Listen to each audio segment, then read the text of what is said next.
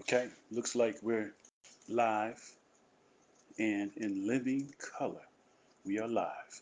Want to say thank you very much for joining today. Today is 12/22/23.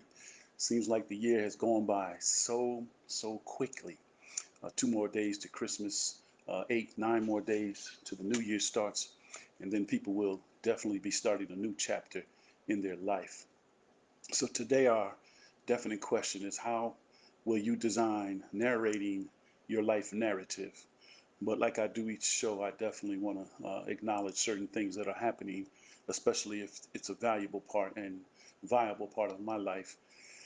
And I want to share a little good news that I heard last time we spoke. I did ask you all who believe in the power of prayer or believing in releasing information to the universe to help individuals in their journey.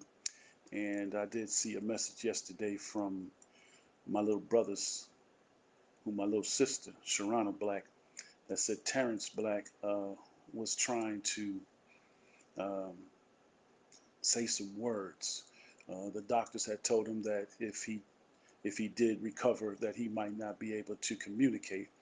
And we know that there's only one doctor that can change any outcome, and that doctor is now taking over his his reins, and he will be definitely conducting his growth and progress going forward. So definitely want to send a shout out to Terrence Black and say, brother, we still got you. We still are praying for you. We still are in your corner, and we know that you're going to do well. So with that being said, I figured I'd dress the part today. Since it's Christmas, I figured I'd dress in the festive colors of red and white and let people know who are out there still Christmas shopping, last minute Christmas shopping, that uh, you're probably not going to be the only one. These roads are going to be crazy. Stores are going to be crazy. And you have to be patient with those who are thinking like you. You go to the store in the last minute thinking that you're going to be the only one there, knowing that the majority of the people are going to be there. So with that being said, I'd like to welcome you to this pre-holiday edition of House Calls with your man, Dr. Rory T. Edwards. And like I said, we're going to talk today about narrating your narrative, your life narrative. And why did I speak about that? Why am I speaking about that prior to me speaking about the self-talks that I said I was going to do? And I'll probably do that next week before the new year, because those self-talks are going to be very instrumental in you setting your expectations going forward into the new year of 2024, similar to what you did in 2023. But how to plan and have those things being able to be in place so you can execute your plan of action and execution going forward. Just want to say that why did this conversation come up? I had a client today who was speaking to me in reference to all of the pain that they have endured over their short period of life, and wondering why they were in this predicament and what caused them to be in this predicament. And I shared with them something that I thought, and I said, we are all born with a life book, but let me say that we're all born with the life book with the title on it that says, "This is your life. This is your life. This is what your life is going to be like." Now, I put together two questions I want to ask you all, and we're going to talk a little bit about those two questions. But I really want you all to respond on, do you believe that your life is predetermined? Or do you think that your actions and choices determine how your life and your narrative will be read in your memoir or your chronicles at the end of your existence on this planet? So let's say this. Let's say the first question is, if we assume that we are all born with a predetermined book or path in life, this suggests a philosophical view where our destinies are already written and unchangeable. In such a scenario, if our legacy is solely determined on this pre-written title, then it implies that there's nothing that we can do to alter it. Our actions would have no bearing on our legacy because it's already set. Now, do some of you believe that? But let's look at this. On the other hand, if our legacy is determined by our actions, it aligns more with the concept of free will. This perspective suggests that our choices indeed actively shape our past and our legacy we leave behind. In this case, What should we do to become a matter of personal value, ethics, and goals? We would need to act in a way that aligns with our legacies we wish to leave. But it's through kindness, achievements, innovation, relationships, or other means. But ultimately, the choice between these two views, whether we see our life as predestined or shaped by our actions and deeply personal, we can we can vary greatly depending on individuals' beliefs and experiences. Now I know that's kind of deep today, but let's take this. I've heard people over my long journey in this work always say I was dealt the wrong hand. I was dealt a hand that has kept me in this situation for my whole entire life. Now, do you think that anything you profess with your mouth is going to be determined and determine how you actually fulfill your life or how you live your life? Then yes, it's going to happen. But if you believe that the book that you were written with, just say you were born into a substandard environment and you had to struggle all your life, but now you're doing good, then that means you broke the mold of that particular predetermined life that you believed that you were supposed to be in. Most of us are, it's easy to make excuses. It's easy to say that I am not worthy of the things that I desire or the things that I deserve or the things that matter to me to live in a better environment or have a better life. And we accept those certain things that are only predetermined by our circle of influence, which are predetermined by our mindset, which are predetermined by those self-talks, which we will definitely address in the next session of this house calls with Dr. Rory T. Edwards. But the other side is that it's our choices. The most powerful number in the world, and everybody who talks to me know that I say the most powerful number in the world is the number two. Why is it the number two? Because number two gives you the option of eliminating the gray areas. See, the gray areas in our life have been determined and also have been put into existence by our self talks, by our mind determining how we're going to relate to certain situations, how we are going to let people invest in our life, how we are going to let our jobs or anything that has to do that we see as valuable dictate how our life operates. Let me give you a perfect example. You have a friend who calls you once in a while, and the first thing when they call you is to say, I haven't heard from you in a long time. Now, what would be the most appropriate answer for you to say is that, well, I haven't heard from you in a long time. See, so if you're both operating on that type of pattern, then in reality, you have designed and created a gray area where you all can call each other whatever you want to, but you're not sure if that person is really calling to check on you or is that person calling to gossip with you. So you have to believe there's two different ways on when people call you. Either they're calling you for a productive reason, they're calling you to console you because something has happened, or they're calling to gossip. So when you talk about those particular things in gray area, you have to realize what that gray area looks like. My motto is that either you're going to like me or you're not. That's just very simple. Because see, if you don't like me, then we don't have to waste a lot of energy with each other trying to create something that's not determined or not. It's not meant for both of us. We just don't associate. And I would like to spend more of my productive energy on people who care about what I say, people who understand what I say, and people who believe that what I say has value, instead of trying to convince somebody that will never believe what I say has any value because they don't value themselves.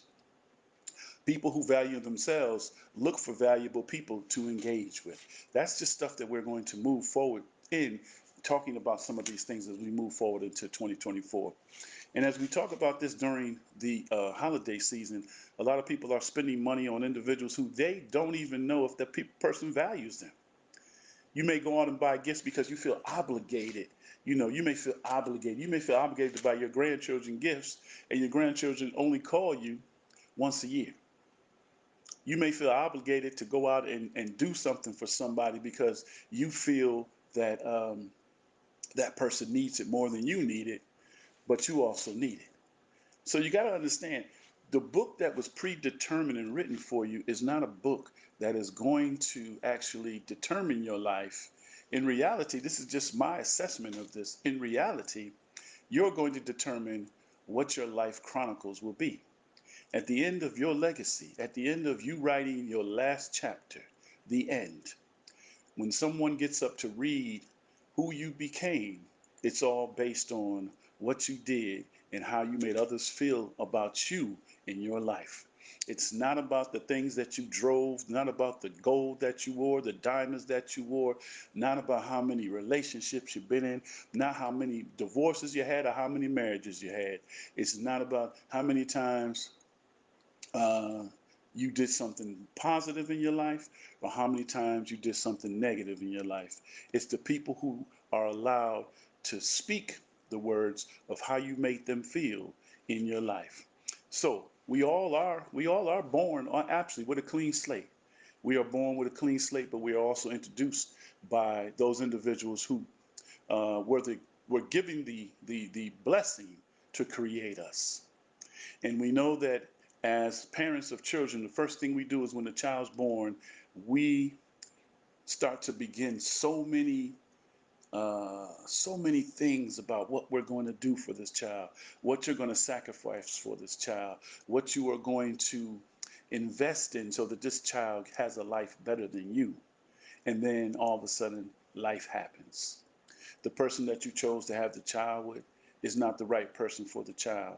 The person that you chose to have the child with becomes ill, or the person becomes addicted to something, or the person just feels that we can't do this together and things happen. But then you might find a person who is so committed to the commitment of the child that you become jealous of the person and the relationship with that child. And all of a sudden we lose focus now of what we promised the child, and that the child now has to learn from the sources for which we raise our children. Today, a lot of people allow the computers to raise their children, and then they wonder, why are my children lost? Because you've lost the process of instilling the values, the beliefs, the core initiatives that are based in producing and developing our children to be the carriers of the torch from the previous generation. We've allowed the computers and we've allowed social media to raise our children. So if we want to get back to designing the narrative of, or narrating our narrative, then we must go back to some of the basic information that was used when we first thought about how we were going to design what we thought our uh, life book should read, and we are responsible for what our life book should be saying. So as I end this today, I just want to let people know that uh, what did I write for a conclusion? I said, okay, this is my conclusion. I'm going to end with this. It says, in reflecting on the a metaphor of your life book, do you see yourself primarily as the actor with the autonomy and power to shape your own story, actively influencing each chapter with your choices and actions? Or do you consider yourself more of a participant in the narrative and that has been largely pre-written for you, following a path set by circumstances beyond your control? How does this perspective influence the way you live your life and envision your legacy? That's what I'm going to end with today. How do you envision your life and your legacy? Do you become part of the writing of your narrative, or do you let others determine the writing of your narrative? These are things that I think, are very important for people to actually realize as we look at and move into this holiday festival. Do we truly believe that we are narrating our own narrative, or have we allowed our influencers, the people who we've allowed in our life, to play an active part of our life to narrate how our legacy will be written? That's the question that I pose to you all today. I just want to say I hope you all have a very safe and blessed holiday. I hope you all enjoy the festivities of Kwanzaa, and I definitely hope that you practice the principles of Kwanzaa as you move forward through these next days and move into the new year of 2024, and also give you an opportunity to um, set your goals and to set your objectives for moving into 2024, but I would suggest starting in 2023. So if you'd like to have more dialogue with me, please send me an email, rorytedwards1@gmail.com. Once again, that's rorytedwards1@gmail.com, or you may request an opportunity for us to talk by going to my website at www.rorytedwards.com. That's www.rorytedwards.com. So if I don't have the grand and honorable opportunity to speak to you before the new year rolls in, I wish you and your family and your loved ones a very blessed and exciting and amazing development moving forward in your new year and your new chapter of your year into 2024. All right. So until we talk again, you all be blessed. Ashe.